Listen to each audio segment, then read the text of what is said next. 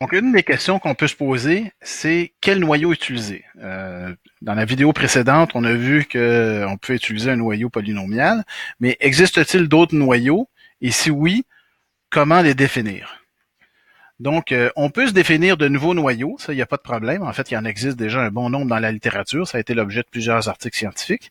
Mais pour qu'un noyau soit valide, il faut démontrer que notre nouveau noyau qu'on s'est créé, implémente implicitement le produit scalaire entre phi, une fonction phi d'une donnée xn, produit scalaire avec la même fonction phi d'une donnée xm. Donc ça ici, c'est vraiment la définition brute d'un noyau qui est valide.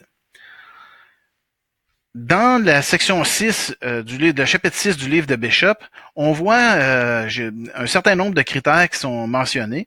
Et ces critères-là nous permettent de construire des noyaux, de nouveaux noyaux, et s'assurer qu'ils soient valides. Donc, par exemple, si je prends un noyau qui est valide K1 et que je le multiplie par une constante C qui est une réelle, ben, le résultat sera également un noyau valide.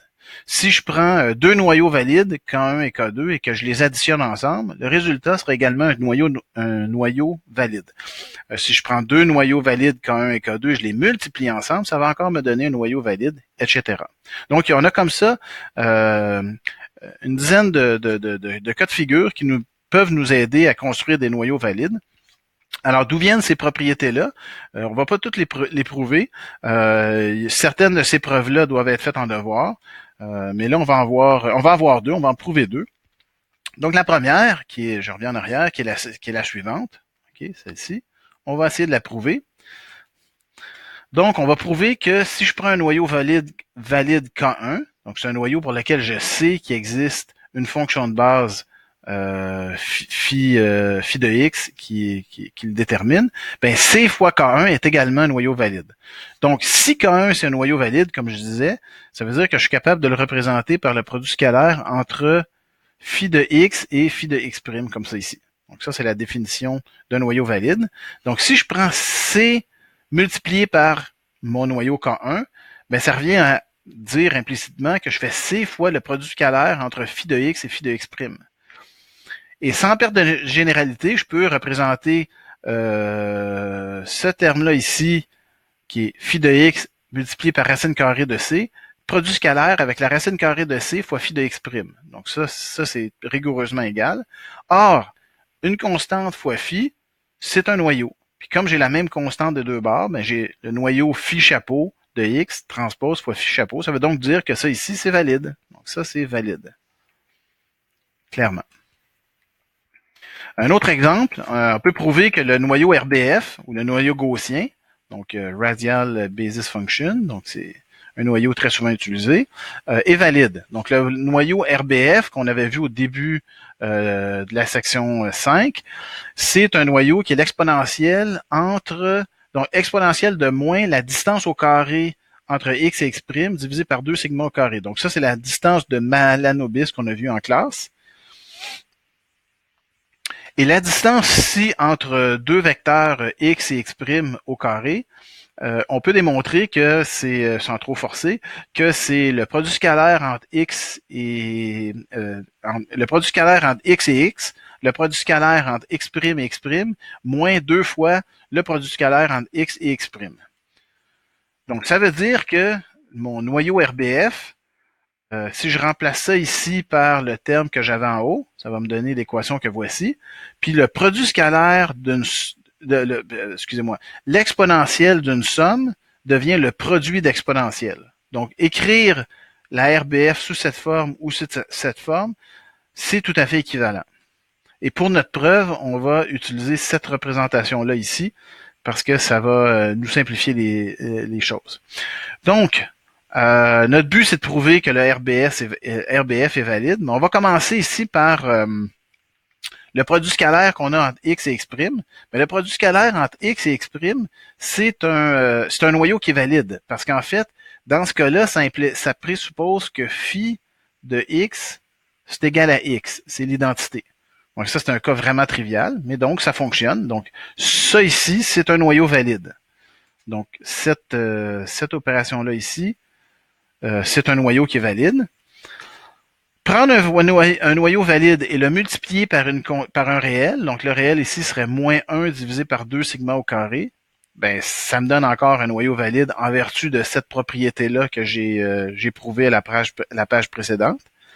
Prendre l'exponentielle d'un noyau valide, ça on ne l'a pas prouvé, mais prendre l'exponentielle d'un noyau valide, c'est également un noyau valide. Ça fait partie c'est une des 10 règles mentionnées dans le livre de Bishop. Et prendre, donc ça ici, on a 3 noyaux qui sont valides. Ben, prendre un noyau valide, ou plutôt, j'ai ici un noyau qui est valide. Si je le pré-multiplie, puis je le post-multiplie par deux fonctions f de x, f de x', ce qui est le cas, ça serait f de x prime. Parce que ici, il y a juste des x' à droite, puis à gauche, il y a juste des x. Ben, faire ça ici, ça me génère, encore une fois, un noyau valide.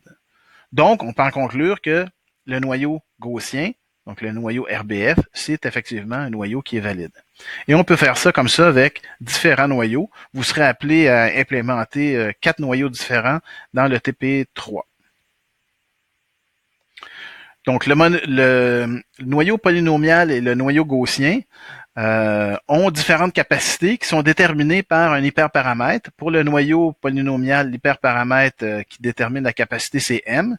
Donc lui ici, il y a deux hyperparamètres, là, C et M, mais ce qui détermine essentiellement la capacité, c'est M. Et plus M est grand, plus le modèle va avoir de la capacité. Donc ça veut dire quoi, avoir une grosse capacité? Ça veut dire plus le modèle va avoir tendance à surapprendre sur des données d'entraînement. Donc, il va avoir tendance à souffrir de overfitting. Et plus M est petit, ben plus je vais avoir un modèle qui est simple, qui va éventuellement sous-apprendre. Pour le noyau gaussien, on a un hyperparamètre, puis c'est sigma ici, ou sigma carré. Puis plus sigma carré est petit, plus le modèle va avoir de la capacité. Donc, à la limite, si j'ai des données comme ça ici que je veux séparer de façon non linéaire, par exemple, si je prends un sigma qui est trop petit, à la limite, je pourrais avoir un point qui est comme ça ici, ben mon noyau RBF va être capable d'aller chercher toutes les aspérités ici, comme ça, et éventuellement être surapprendre. Alors que si je prenais un sigma qui était très grand, ben à la fin, j'obtiendrais probablement quelque chose qui est presque une classification qui est linéaire. Encore là, dans le TP3, vous serez appelé à tester ce genre de configuration. Donc, si je résume la section sur les méthodes à noyaux, on a un problème ici de régression, ou encore là, qu'on peut voir comme un problème de classification, si la cible ici, je vois ça comme étant une étiquette de classe. J'ai démontré que si on prend ce terme-là ici et qu'on prend son gradient par rapport à W, on le force à 0, ben le meilleur W, c'est en fait une combinaison linéaire des données d'entraînement, données de la base de données d'entraînement que j'ai augmentée grâce à ma fonction de base phi. Et ça me permet de représenter mon problème sous la forme duale. Je ne l'ai pas écrit ici, là, mais je peux avoir une représentation duale. Et grâce à cette représentation duale-là, je peux optimiser par rapport à A et non pas par rapport à W. Donc, le fruit de mon algorithme d'entraînement, ça va être le vecteur A ici, que j'obtiens en inversant la matrice qui est là, matrice de Gram ici. C'est très important. Et j'ai le vecteur de cible T.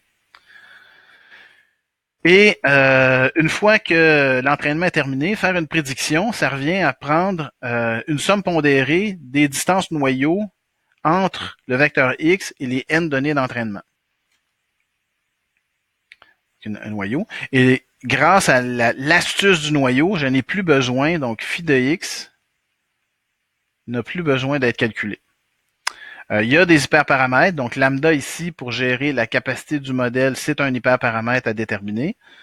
Pour le noyau polynomial, C et M sont des hyperparamètres. M détermine en gros la capacité du modèle. Sigma également détermine la capacité du modèle. Autre chose, on voit que dans cette configuration-là ici, on a toujours le problème que quand je veux faire une prédiction, j'ai besoin d'avoir les N données d'entraînement. Donc, il faut que je calcule grand N distance noyau. Donc, si mon algorithme, ensemble d'entraînement possède 1 million de données, ben, ça veut dire que je dois calculer 1 million de fois la distance noyau entre X et xn, ce qui est vraiment très long. Et on va voir dans le chapitre suivant comment faire pour relaxer cette contrainte-là ici et d'avoir un algorithme plus efficace.